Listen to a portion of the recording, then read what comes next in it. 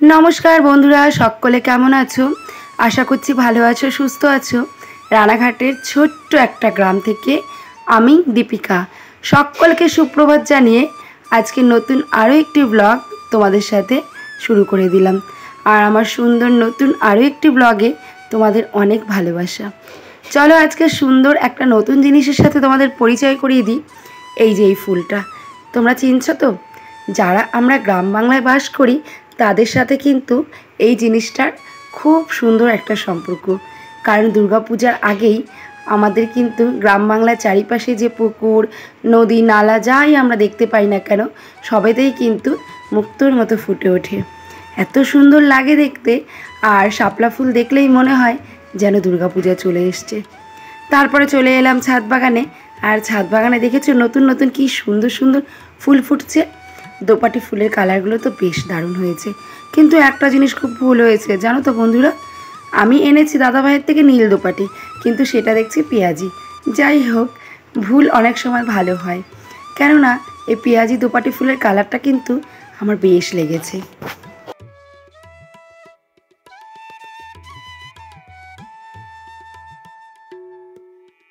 প্রতিদিনের মতোই সকালে মধু আর গরম জল নিয়ে আজকে সোজা চলে এসেছি ছাদে।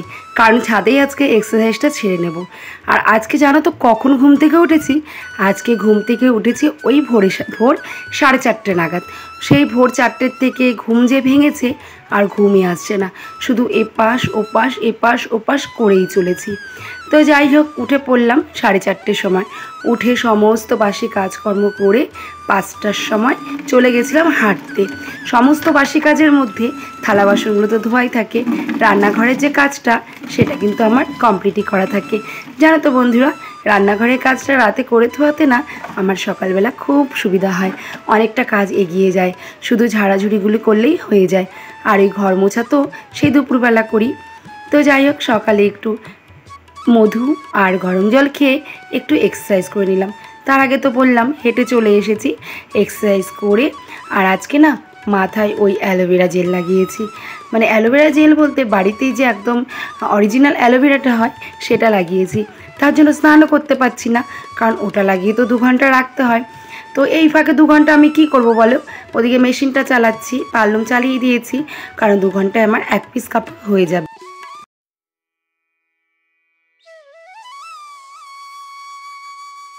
তাই আমি ভাতটা উনুনে চাপিয়ে দিলাম, কাঠের উনুনে ভাতটা নামিয়ে নেব অতি সহজেই।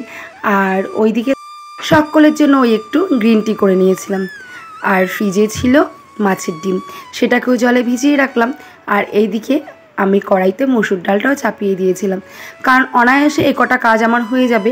তারপরে স্নান করে পুজো দিয়ে কিন্তু আমি ওই যে মাছের ডিমটা ভিজিয়ে রাখলাম সেটা কিন্তু রান্না করতে পারবো। আর যদিও আমার একটু লেট হয়ে যায় তাও কিন্তু খাওয়া দাওয়ার অসুবিধা হবে না, তার কারণ ডাল আর ভাতটা কিন্তু নামিয়ে ধুয়ে স্নানে যাব। তারপর একটু কাজ করে কয়েকটা সুতোও ঘুরিয়ে দিলাম, দিয়ে এখন বাজে 8টা, আমার স্নান কমপ্লিট। ওই যে বললাম 6টায় মেখেছিলাম, আর এখন 8টা বাজে আমার স্নান কমপ্লিট। অন্বেষার ঘরের বেড কভারটা চেঞ্জ করে দিয়েছি, আর বেড কভারটা কেচে মেলে দিলাম, আর 2-1টা জামা কাপড়ও মেলে দিলাম। আর আজকে যেহেতু একটু ভোর ভোর ঘুমের থেকে উঠেছি, তো দেখো পাশের বাড়ি গাছে কতগুলো সাদা ফুল ফুটেছিল। ওই দাদাভাইরা আবার পুজো দেয় না, তো ওদের গাছ থেকে সাদা ফুল কটা তুলে নিয়ে এসলাম। আর আমাদের আজকে ছাদ বাগানের কত ফুল, সব মিলেমিশে আজকে অনেক ফুল কিন্তু হয়ে গেছে।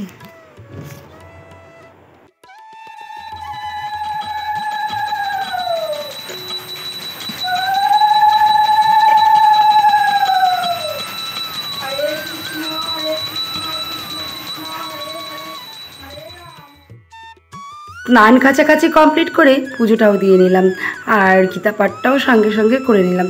সত্যি বলতে বন্ধুরা, গীতা পাঠের এত সুন্দর একটা অভ্যাস হয়েছে, আমার না খুব ভালো লাগে এখন গীতা পাঠ করতে। জানো, গীতা পাঠ করতে করতে না মাঝে মাঝে দুটো চোখও ভিজে আসে, কারণ গীতার যে অর্থগুলো, আসল কথা আমাদের বয়স হলে আমরা কিন্তু অনেক ধরনের ভাষাই বুঝতে শিখি বা বুঝতে পারি, যেটা কিন্তু আমরা কম বয়সে বুঝি না। দেখো বন্ধুরা, ফুল দিয়ে সাজিয়ে কি সুন্দর করে পুজো দিয়ে নিয়েছি। পুজো দিয়ে ঝটপট করে চলে আসলাম আবারও রান্নাঘরে।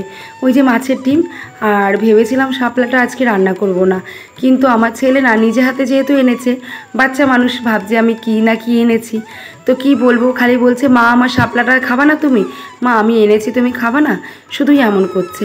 তো বাচ্চা মানুষের মন, ওর মনে কষ্ট দিয়ে লাভ নেই। ও ভাবছে শাপলাটা যদি মা রান্না করে, মা যদি খায়, আমার মনটা ভীষণ ভালো লাগবে। তো শাশুড়ি মাকে দিয়ে গেছিলাম শাপলাটা কাটতে, উনি শাপলাটা কেটে সুন্দর করে গুছিয়ে রেখেছিলেন, আর আমি এখন লবণ দিয়ে চটকে নিলাম। এই শাপলা দিয়ে হবে আজকে শুক্তো।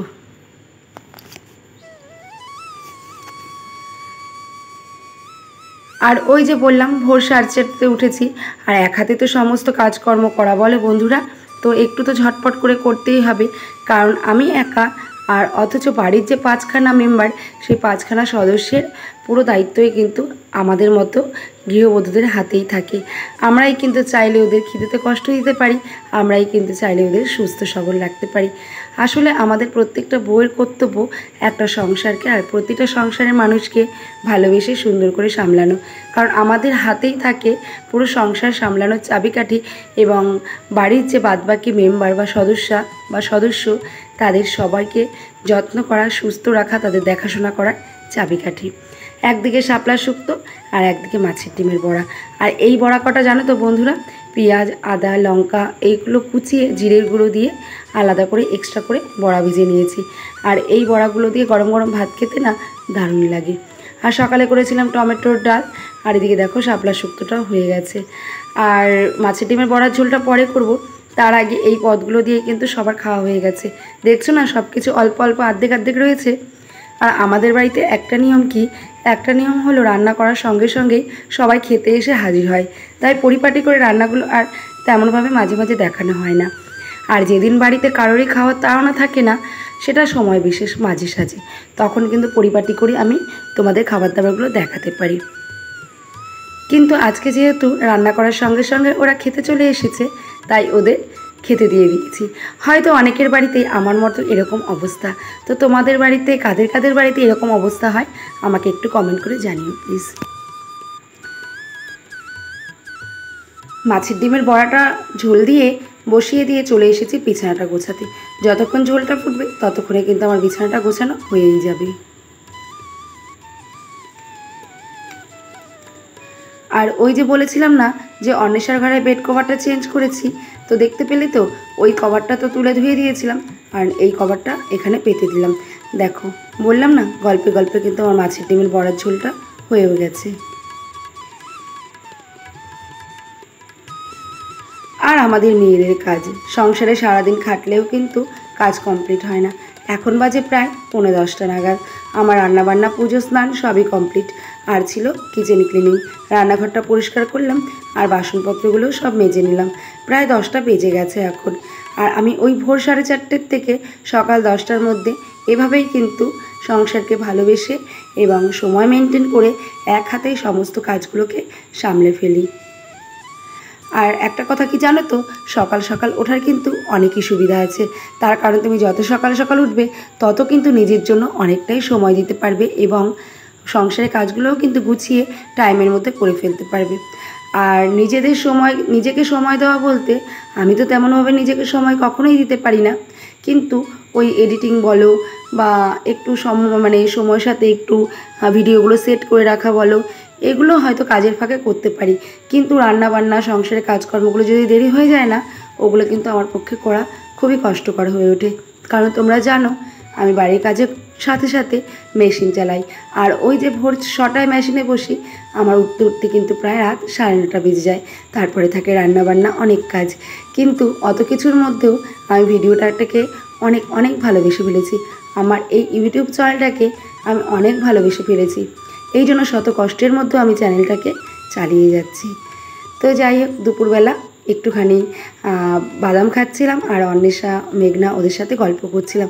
আসলে এই সময়গুলো না আমার জীবনে খুব কমই আসে, কারণ সারাদিন কাজের মধ্যে ব্যস্ত থাকি। তো তারপর এখন বাজে দুপুর 2টো, শাশুড়ি মা, আমি, অন্বেষা সবাই মিলে একসাথে খেতে বসে পড়েছি।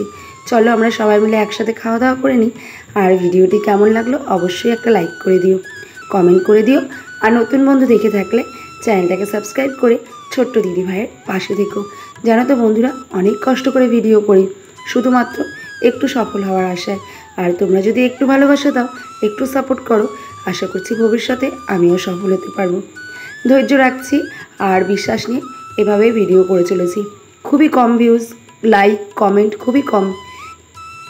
এত কিছু দেখেও মনে অনেক কষ্ট চাপা নিয়ে আর চোখে অনেক স্বপ্ন নিয়ে আর অনেক ভালোবাসা নিয়ে, কারণ ভিডিওটাকে যে ভালোবাসি, ভিডিও করে চলেছি।